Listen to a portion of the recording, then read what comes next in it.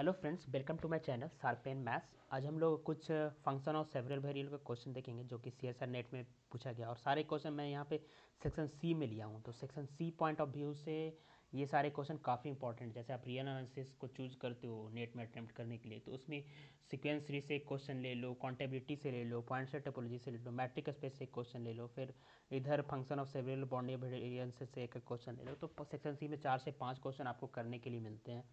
और क्वेश्चन तो छः सात पूछा हुआ रहता है, बट 4 कर दोगे रियल आंसर्स तो काफ़ी है। और सेक्शन सी काफ़ी इंपॉर्टेंट है, इसमें स्कोर गेन करने में, आपको क्वालिफाई करने में काफ़ी हेल्प होगी।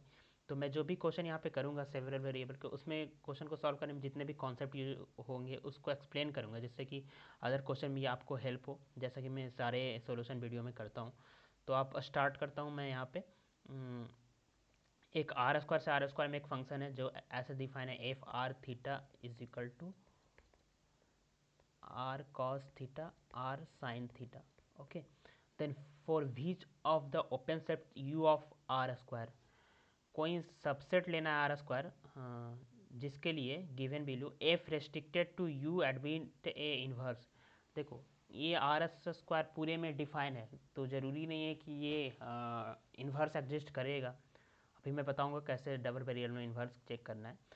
तो हो सकता है कि कुछ उस डोमेन को रेस्ट्रिक्ट कर दे, आर स्क्वायर को रेस्ट्रिक्ट कर दे, ओपन सबसेट्स यू ले ले, जिसके लिए वो रेस्ट्रिक्ट करने पे ये फंक्शन एडवांस का क्या हो जाए, इन्वर्स एग्जिस्ट कर जाए। तो वो यू सेट क्या होगा, ऑप्शन में है जैसे यू आर स्क्वायर में इन्वर्स हो जाएगा, इसमें इन्वर्स होगा, इस सेट में 3 वाले ऑप्शन में, 4 वाले ऑप्शन के सेट में इन्वर्स एग्जिस्ट करेगा। तो कैसे करना है, तो ये जो ऐसे डबल वेरिएबल का क्वेश्चन हो या सेवरल वेरिएबल हो, 3 वेरिएबल का क्वेश्चन हो, उसमें इन्वर्स के बारे में बात करें, तो आप इसका क्या करो, जैकोबियन मैट्रिक्स बना लो।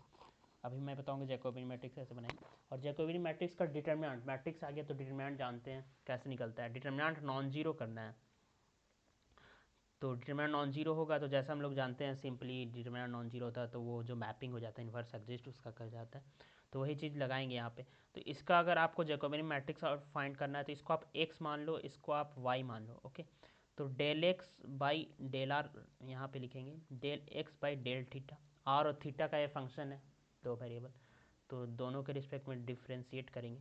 Del y by del r यहाँ पे लिखेंगे, del y by del theta यहाँ पे लिखेंगे।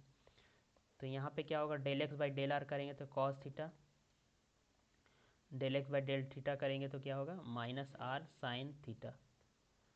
Del y by del r करेंगे तो sine theta, del y by del theta करेंगे तो आर कॉस थीटा।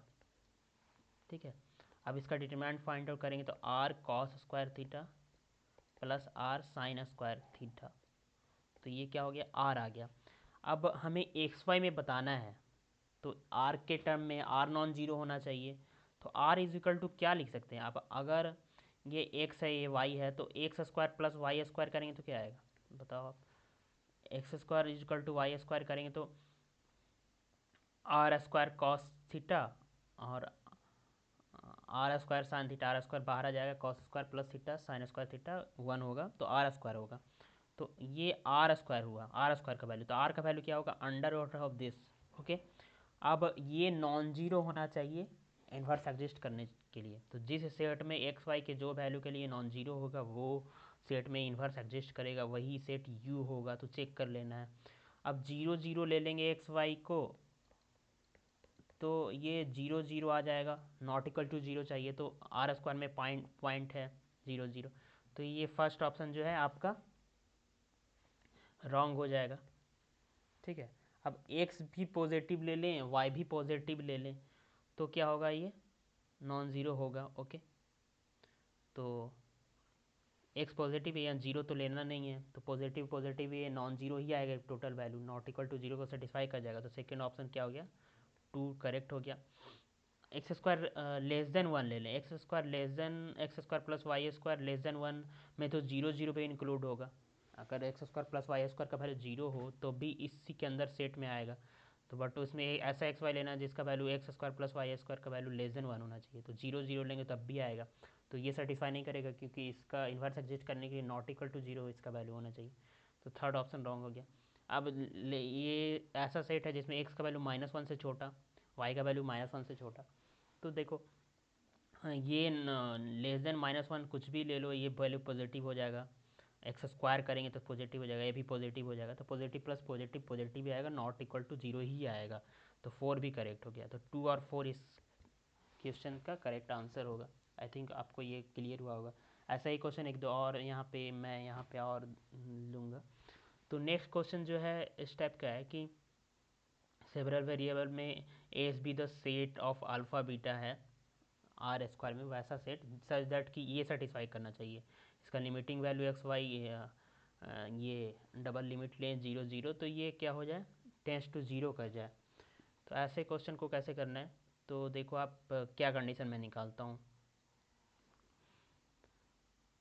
एक वेरिएबल में इसको चेंज कर देते हैं। ओके, इस दिया हुआ x alpha y beta under root x square plus y square. तो इसको अगर एक वेरिएबल में चेंज करना है तो क्या करेंगे, y is equal to m x path के अलॉन्ग करेंगे। Y is equal to m x pass ऐसे होता है, एम का वैल्यू चेंज करेंगे तो पूरा एक नेबरहुड जीरो के ऑरिजिन के नेबरहुड में सारा वैल्यू को ये ले लेगा। तो ऐसे इसी पाथ के 0 0 के अराउंड इसको चेक करना है, तो ये वैल्यू लेते हैं हम लोग एक स्ट्रेट लाइन। तो y is equal to m x put करेंगे तो क्या होगा, x to the power alpha m to the power beta x to the power beta,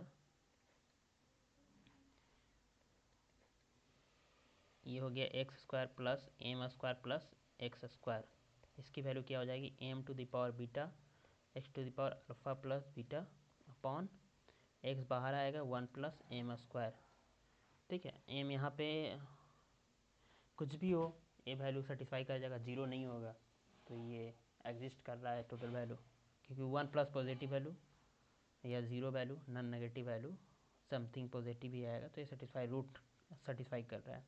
तो यहाँ से क्या होगा, m beta x to the power alpha plus beta -1 upon 1 plus m square. अब बताओ ये जीरो कब होगा, इसकी वैल्यू कुछ भी पावर होगा तो जीरो होगा, पॉजिटिव पावर होगा तो इसकी वैल्यू जीरो होगी, है ना। अगर हम इसका वैल्यू इक्वल टू जीरो ले लें तो zero to the power zero undefined हो जाएगा, एक्स अगर जीरो लें तो ये क्या लेना पड़ेगा, पॉजिटिव पावर लेना पड़ेगा तो जीरो आएगा। यानी alpha plus beta -1 greater than 1। अब ये कंडीशन जोन जोन सा ऑप्शन जो जो भी ऑप्शन सेटिस्फाई कर रहा है उसको चेक कर लो आप, वो आंसर करेक्ट हो जाएगा। यानी सॉरी, ग्रेटर देन जीरो, तो alpha plus beta greater than 1, ये कंडीशन जो भी सेटिस्फाई कर रहा है। जैसे आप ये लोगे तो फर्स्ट ऑप्शन लोगे तो अगर alpha greater than zero beta greater than zero लें, मान लिया हम इसका वैल्यू 1/4 ले लें, इसका वैल्यू 1/4 लें तो 1/2 आएगा, इसका वैल्यू 1/2 1 से ग्रेटर नहीं है, तो ये ऑप्शन डिस्कार्ड हो जाएगा। उसी तरह 2 से बड़ा लेंगे तो सही हो जाएगा, ये दोनों वैल्यू करेक्ट हो जाएगा। अल्फ़ा से बीटा ग्रेटर देन 1 ये भी करेक्ट हो जाएगा, अल्फ़ा बीटा ग्रेटर देन 1 के लिए ही थर्ड ऑप्शन डायरेक्ट बोल रहा है। Alpha plus 4 beta greater than 1, अब इसमें चेक करना है, तो इसको कैसे चेक करेंगे, तो alpha plus 4 beta greater than 1 है। अब इसमें अगर 3 बीटा माइनस कर दे दोनों तरफ तो ये 1 माइनस 3 बीटा आएगा। अगर बीटा पॉजिटिव है तो ठीक है, क्योंकि 1 से बड़ा है तो उससे छोटा वैल्यू से भी बड़ा होगा। अगर बीटा नेगेटिव हो जाए तो ये वैल्यू बड़ा हो जाएगा, तो 1 से बड़ा है तो जरूरी नहीं 1 से बड़ा वैल्यू के लिए भी ये बड़ा होगा। तो बीटा पॉजिटिव के लिए ऑप्शन क्या होगा, ट्रू होगा, और बीटा नेगेटिव के लिए चेक करना होगा, नॉट ट्रू होगा ये। ओके, नेक्स्ट क्वेश्चन, ये सिंपल डबल वेरिएबल का क्वेश्चन है, देखने में थोड़ा सा लग रहा है बट अगर बेसिक कॉन्सेप्ट आप ग्रेटेस्ट इंटीजर का जानते हो तो ये क्वेश्चन हो जाएगा। देखिए, for any y belongs to R, ये जो है ग्रेटेस्ट इंटीजर डिनोट कर रहा है, denote the greatest integer less than और इक्वल टू वाई, और एक फंक्शन डिफाइन किया हुआ है आर स्क्वायर से आर स्क्वायर में, तो ऐसा डिफाइन किया हुआ f x y is equal to x to the power greatest integer y, then which of the following are true, f is continuous on r square, for every y belongs to r this function is continuous on r minus 0, for every x belongs to r this function is continuous on r, f is continuous at no point of r square. Okay, तो r square के सारे point के लिए ये बोल रहा है, अगर एक्स भी जीरो ले लें, वाई भी जीरो ले लें, तो ये zero to the power zero हो जाएगा। Zero to the power zero क्या होता है? इनडिटरमिनेट फॉर्म होता है, एग्जिस्ट नहीं करेगा, तो नॉट कंटिन्यूस हो जाएगा जीरो जीरो पे। तो आर स्क्वायर पे कंटिन्यूस बोल रहा है, तो ये ऑप्शन क्या हो गया? रॉन्ग हो गया। ठीक है। तो for every y belongs to R, x से फंक्शन है। देखिए इस कैसे डिफाइन कर रहा है, एफ वाई कुछ भी लेने बोल रहा है आर का, और फंक्शन एक्स डोमेन एक्स ले रहा है, तो एफ एक्स वाई वाई को फिक्स करना पड़ेगा। इसका मतलब डोमेन एक्स ले रहा है तो एफ एक्स वाई किसका फंक्शन हो जाएगा? एक्स का फंक्शन हो जाएगा, तो वाई को एक फिक्स करना पड़ेगा। वाई अगर हम फिक्स कर दें, क्या कुछ भी फिक्स कर दें वाई, तो x to the power y क्या होगा? अगर एक्स कुछ नॉट इक्वल टू ज़ीरो है, ठीक है, क्योंकि एक्स बाहर जीरो आर से बाहर है जीरो, तो x not equal to zero. उसके अलावा कुछ भी और लें x to the power y, तो ये क्या होगा? एक पॉलिनोमियल बनेगा अगर वाई पॉजिटिव इंटीजर होगा। नेगेटिव इंटीजर होगा तो वाई समथिंग आएगा, टू थ्री फोर जो भी आएगा, और x not equal to zero, तो ये फंक्शन कॉन्टिन्यूस होगा इस कंडीशन में। ओके। सिमिलरली अगर हम देखें इस केस में, इसमें for every y x x belongs to R, y इसका डोमेन हो गया फंक्शन का, और x to the power y, यानी एक्स को फिक्स कर देना है। तो एक्स को फिक्स कर दिए, एक्स अगर हम जीरो ले लें, और वाई एज ए डोमेन काम कर रहा है यहाँ पे, और वाई आर का एलिमेंट है, तो कुछ भी ले लेंगे। फिर यहाँ अगर हम जीरो ले लें तो zero to zero not continuous, तो ऑप्शन क्या हो जाएगा? Wrong. F is continuous at no point on R square, तो ये तो फंक्शन कॉन्टीन्यूस होगा। अगर x not equal to zero ले लें, y not equal to zero ले लें, तो ये फंक्शन तो कॉन्टीन्यूस होगा। तो नो पॉइंट अदर पॉइंट पे फंक्शन कंटिन्यूस होगा, बट बोल रहा है कि no point on R square पे कंटिन्यूस, तो ये भी ऑप्शन क्या होगा? रॉन्ग होगा। तो ओनली बी सेकंड ऑप्शन इस क्वेश्चन का क्या होगा? करेक्ट होगा। नेक्स्ट क्वेश्चन पे आते हैं। ऐसे क्वेश्चन पूछे जाते हैं, और ये क्वेश्चन सिंपल मैं देखिए कैसे करता हूँ। A B invertible matrix in real n cross n matrix है। ये जो है define a function R n से आर एन में है, मैट्रिक्स है एज ए डोमेन, तो आर एन से आर एन में डिफाइन करेगा। और इसका कोड डोमेन है by this f x y is equal to inner product x y का, inner product of x and y. तो इनर प्रोडक्ट है, तो इसका करेंगे तो इसका वैल्यू क्या आएगा? एक सिंगल रियल नंबर आएगा ना, इसलिए इसका कोडोमेन आर दिया हुआ है। ठीक है, जैसे एक्स वाई यहाँ पे denotes inner product of x and y, d f x y denote derivative of x at x y. X y point पे क्या है? इसका डेरिवेटिव को डिनोट कर रहा है d f x y. Okay. R square का पॉइंट एक्स वाई पे derivative d f x y से डिनोट होगा। This is a linear transformation from R n cross R n से आर एन, ये क्या है? लीनियर ट्रांसफॉर्मेशन है। ठीक है, तो अब f x not equal to zero, this differentiation का value not equal to zero होगा। Y not equal to zero पे ये नॉट इक्वल टू जीरो होगा, x y not equal to zero पे ये नॉट इक्वल टू जीरो होगा, और दोनों जीरो लेंगे तो जीरो जीरो होगा। तो करना कैसे है इसको? देखिए f x y is equal to क्या है? Inner product of x y. तो इसको क्या लिख सकते हैं हम लोग? Inner product y transpose A x लिख सकते हैं। ओके। या दूसरी तरह से क्योंकि ये इनर प्रोडक्ट के सारे प्रॉपर्टी को सेटिस्फाई करेगा, अगर इसको ऐसे लिखते हैं तो इसको ऐसे भी लिख सकते हैं, ए एक्स ट्रांसपोज वाई, यानी ये क्या हो गया? A x transpose A transpose y. Okay. तो ये दोनों इसका वैल्यू आ सकता है। अब हमें क्या करना है? इसको डिफ्रेंशिएट करना है। मैं दोनों वैल्यू क्यों लिया हूँ? क्योंकि अगर एक के डिफ्रेंशिएट करेंगे तो डायरेक्ट इसको डिफ्रेंशिएट करेंगे तो वाई ट्रांसपोज ए बच जाएगा। तो यहाँ पे वाई ट्रांसपोज को वाई के रिस्पेक्ट में करना हो तो थोड़ा डिफिकल्ट होगा ना, तो इसलिए मैं वाई के टर्म में भी ले लिया हूँ। तो अगर हम इसका डी एफ एक्स वाई लें तो क्या आएगा? D f x y x के रिस्पेक्ट में डिफ्रेंशिएट करेंगे तो y transpose A, plus y के रिस्पेक्ट में करें तो x transpose A transpose. Okay. ये आ गया हमारा डी एफ एक्स वाई। अब सारे ऑप्शन को चेक कर लेना है। अगर x not equal to zero लें, y इक्वल टू जीरो, देख रहे हैं डी एफ एक्स एक जीरो निकालना है तो y इक्वल टू जीरो, तो ये तो जीरो हो जाएगा। x not equal to zero तो ये नॉट इक्वल टू जीरो आएगा, तो ये ऑप्शन क्या हो गया, करेक्ट हो गया। यहाँ से आप इजीली चेक कर सकते हो आप लोग भी। y not equal to zero लें तो ये नॉट इक्वल टू जीरो आ जाएगा, और x जीरो यहाँ पे है डी एफ जीरो वाई निकालना तो ये जीरो हो जाएगा, तो ये टोटल ओवरऑल तो नॉट इक्वल टू जीरो आएगा, तो ये भी ऑप्शन क्या हो गया, करेक्ट हो गया। X y not equal to zero, x y order pair में अगर नॉट इक्वल टू जीरो का मतलब क्या होता है पहले मैं बता दूं कि ये अगर हम x y is equal to one zero भी लें तो भी ये सेटिस्फाई कर रहा है, यानी नॉट इक्वल टू जीरो कोई भी एक पेयर नॉन जीरो लेने से ये सेटिस्फाई कर देगा। तो वन जीरो लो या फिर जीरो टू लो, सब सेटिस्फाई करेगा, यानी एक ऑर्डर पेयर में एक जो हो एक्स या वाई नॉन जीरो होना चाहिए, तो ये नॉट इक्वल टू जीरो के बराबर है। इसका मतलब ये नहीं है कि दोनों नॉन जीरो होना चाहिए, कोई भी एक, ठीक है। तो सेम अब वही चीज़ हो गया फिर, हाँ, यानी x not equal to zero y zero है तो नॉन जीरो तो आ ही रहा है, y not equal to zero x zero है तो नॉन जीरो आ ही रहा है, तो ये भी ऑप्शन करेक्ट है। अब x इक्वल टू जीरो या y इक्वल टू जीरो लें तो डी एफ एक्स वाई क्या होगा, जीरो आएगा, ये ज़रूरी है, आप चेक कर लो। x इक्वल टू जीरो लें तो ये पार्ट क्या आएगा,